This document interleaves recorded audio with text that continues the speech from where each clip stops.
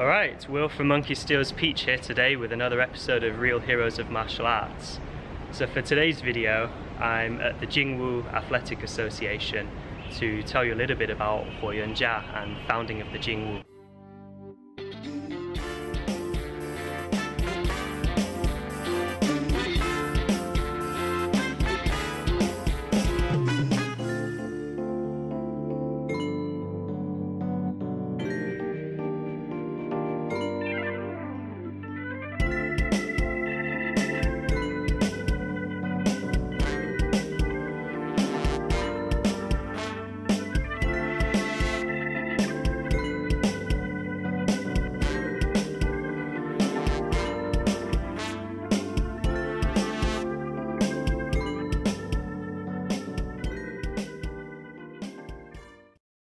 So Huo Yuan Jia was born in the end of the 19th century, at the end of the Qing dynasty, in a village just outside Tianjin, which is a big city in the north of China, close to Beijing.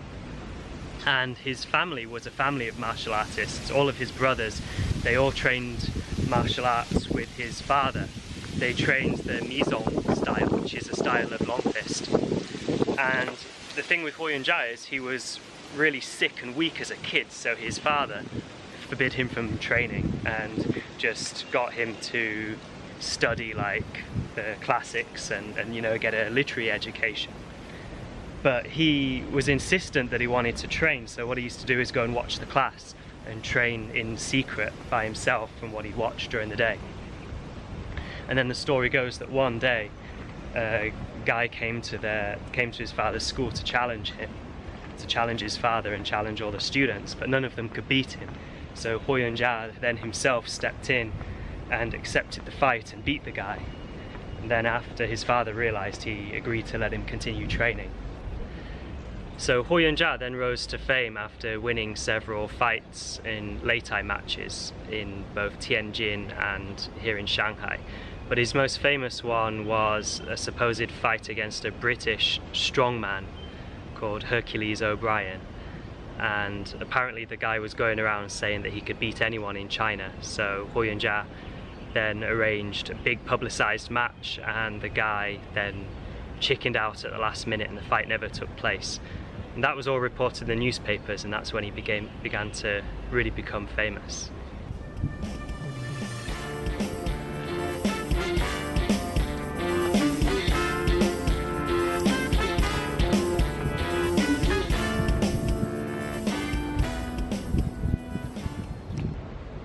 So the Jingu Athletic Association was founded in the 1920s, and it wasn't actually founded by Huo Yuan Jia himself. He was more sort of like a figurehead, because after several fights with some Japanese people, he died of lead poisoning and people thought it was a bit suspicious.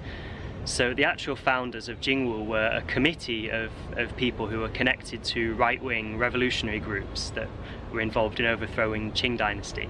And I think sort of using Huo Yuan Jia as like a figurehead would help with this sort of nationalist ideals that they were portraying at the time. See, the idea of the Jingu was to use martial arts as a vehicle to strengthen Chinese people. It wasn't just about fighting and things in the past. It was more about giving people healthy bodies, strong bodies, to give them like a sort of martial mindset, a little bit like what Japan was doing with Budo at the time. So they were quite revolutionary in the way that they organized their curriculum, because before, traditionally, you'd always have different styles, different lineages, and everybody had their own curriculum, their own training methods and techniques and movements, whereas the Jingu had a fixed curriculum of several forms that you had to learn and progress through, as well as, you know, basics and things. And once you passed through this standard curriculum, you could then go off and specialize in a style of your choice. You know, some of the popular ones here were Shaolin, Mantis, Eagle Claw, Mizong Quan, Taiji Quan. So there were several styles that you could then choose from to specialize in.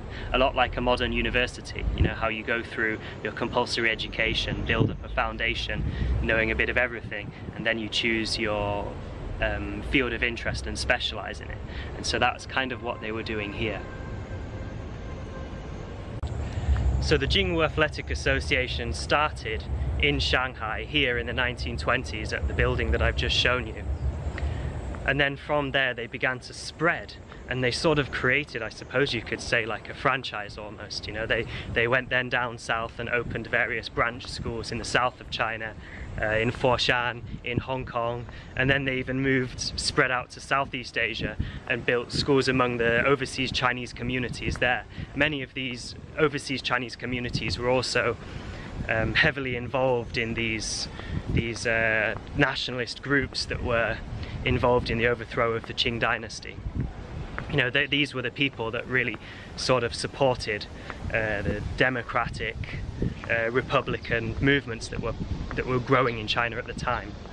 Okay, so I hope you enjoyed that short video, just a brief introduction to the Jingu Athletic Association and Huo Yuan Jia, and how they sort of changed the atmosphere of martial arts at the time in China. And yeah, please, if you like the video, give us a like, come subscribe to the channel, and you can also check out my Patreon if you'd like to support the running of this channel. There's a lot of exclusive content going up there, and thank you very much.